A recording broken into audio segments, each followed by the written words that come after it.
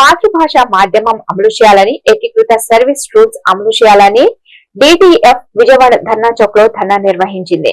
ఈ ధర్నా శిబిరానికి అధ్యక్షత వహించిన డిటిఎఫ్ రాష్ట్ర అధ్యక్షులు కె నరహరి, ప్రధాన కార్యదర్శి ఎన్వి రమణయ్య, అనంతపురం ప్రధాన కార్యదర్శి వి పురుషోత్తం మాట్లాడుతూ విద్యారంగం, ఉపాధ్యాయ రంగంలో అనేక విధానపరమైన సమస్యలు పరిష్కృతంగా ఉన్నాయని, తెలుగు మాధ్యమం అమలు విషయంలో గత ప్రభుత్వ ప్రాతిపదికన జిపిఎస్ ను అభియాన్స్ లో పెట్టారని, కానీ ఇప్పటి వరకు పాత పెన్షన్ అమలు విషయంలో ప్రభుత్వం తన వైఖరిని ప్రకటించలేదని తెలిపారు.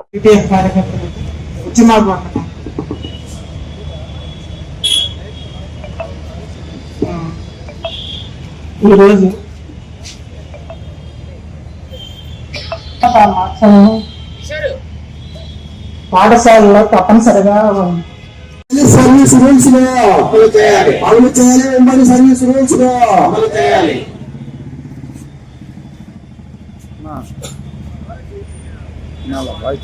కె నరహరి, డిటిఎఫ్ రాష్ట్ర అధ్యక్షుడిని.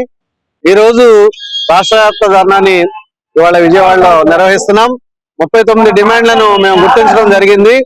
ఆ 39 డిమాండ్లతో ప్రభుత్వానికి నోటీస్ ఇవ్వడం జరిగింది. మరి ఈ రోజు ధర్నా కార్యక్రమాన్ని నిర్వహిస్తూ ప్రభుత్వం ఈ డిమాండ్లలో న్యాయమైన కనీసం కొన్నైనా తీర్చుదనే మరి ఆశాభావాన్ని మేము వ్యక్తం చేస్తూ, ముఖ్యంగా మాతృభాషకు సంబంధించి రాష్ట్రంలో తీవ్ర అన్యాయం జరుగుతుంది.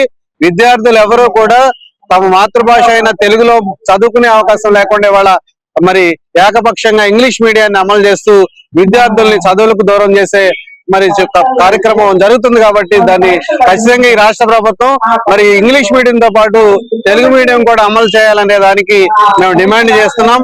అలాగే ఇన్ సర్వీస్ టీచర్లు ఉన్నారు, దాదాపు 30 ఏళ్ల నుంచి పనిచేసే ఉపాధ్యాయులు కూడా వాళ్ళ టెట్ అనేది ఒక టీచర్ ఎలిజిబిలిటీ టెస్ట్ అనేది ఉంటుంది. అది 2012 నుంచి అమలు అవుతుంది. కానీ 2000 నుంచి 2012 లోపు నియామకమైన ఉపాధ్యాయులందరూ కూడా ఏదైతే ఆ టెట్ పాస్ అవ్వలేదో వాళ్ళు ఖచ్చితంగా ఉద్యోగాలు కోల్పోతారు 2 ఏళ్ల లోపు అని చెప్పేసి ఒక సుప్రీంకోర్టు ఒక తీర్పిచ్చిన నేపథ్యంలో ఇవాళ ఉపాధ్యాయ లోకమంతా కూడా అనంతపురం జిల్లా డిటిఎఫ్ ప్రధాన కార్యదర్శిని.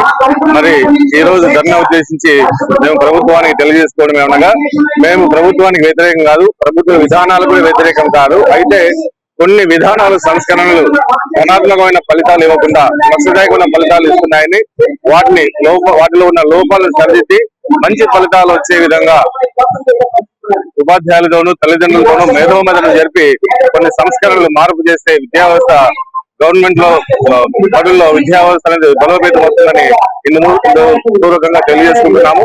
మరి ముఖ్యంగా 9 రకాల పాఠశాలలు, ఒకే ఇంగ్లీష్ మీడియం విద్యా విధానము, మాతృభాషలో విద్యా విధానం జరగకపోవడం వల్ల ఈ ఆంధ్రప్రదేశ్ లో విద్యా విధానం అనేది తీవ్రమైన సంక్షోభానికి గురవుతున్నది. మరి WHO ప్రకారం ఉపాధ్యాయులు బర్న్అవుట్ 3 స్టేజ్ లో ఉన్నారని తెలియజేస్తున్నది. మరి నేడు ఉపాధ్యాయులకు విద్యార్థులకు మధ్య ఉన్న నమ్మకం కేవలం చిన్న తప్పిదాలకే ఉపాధ్యాయులను సస్పెండ్ చేయడం విద్యాశాఖ అధికారులకి అలవాటైపోతున్నది. మరి ప్రభుత్వ అధికారులు చెప్పడంతో వాటిని వెనక్కి తీసుకోవడం జరుగుతున్నది. ఈ విధంగా చేయడం వల్ల ఉపాధ్యాయుల్లో గాని, హెడ్మాస్టర్లలో గాని, విద్యాశాఖ అధికారుల్లో చాలా వరకు వాళ్ళు మానసికంగా ఎంతో కుమిలిపోతున్నారు. వారి గౌరవ మర్యాదలు తొలగిపోతున్నాయి.